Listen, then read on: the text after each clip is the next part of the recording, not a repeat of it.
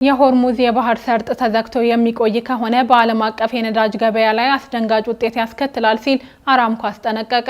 የሳውዲ አረቢያው ግዙፉ የነዳጅ አምራች ኩባንያ አራምኮ በአሜሪካና እስራኤል የአንድ ወገን ጥቃት ምክንያት በኢራን ውሳኔ የሆርሙዝ የባህር ሰርጥ የነዳጅ መተላለፊያ ተዘግቶ የሚቆይ ከሆነ በዓለም አቀፍ የነዳጅ ገበያ ላይ አደገኛ መዘዝ ያስከትላል ሲል አስጠንቅቋል።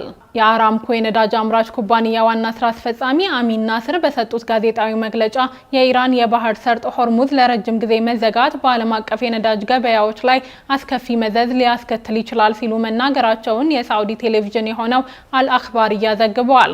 የኩባንያው ዋና ስራ አስፈጻሚ በጦርነቱ ምክንያት የተከሰተው ቀውስ በባህረ ሰላጤው ሀገራት የነዳጅና የጋዝ ዘርፍ እስካሁን ካጋጠሙት ፈተናዎች ሁሉ ትልቁ ሲሉ ገልጸውታል። በሆርሙዝ የባህር ሰርጥ የተከሰተው መስተጓጎል የሚጎዳው የትራንስፖርትና የኢንሹራንስ አገልግሎት ዘርፉን ብቻ ሳይሆን እንደ አቪዬሽን፣ ግብርናና የመኪና ኢንዱስትሪ ባሉ ዘርፎች ላይ ሰፊ ጉዳት ያስከትላል ብለዋል። አሜሪካና እስራኤል ከየካቲት 21 2018 ወዲህ በኢራን ላይ የተቀናጀ የአየር ጥቃት ዘመቻ ከጀመሩ በኋላ ዓለም አቀፍ የነዳጅ ክምችት ከ5 ዓመታት በኋላ ለመጀመሪያ ጊዜ ዝቅተኛው ደረጃ ላይ እንደሚገኝ ተገልጿል። ጦርነቱ የሚቀጥል ከሆነ መጠኑ አሁን ካለበት በእጅጉ ሊቀንስ እንደሚችል አራምኮ አሳስቧል።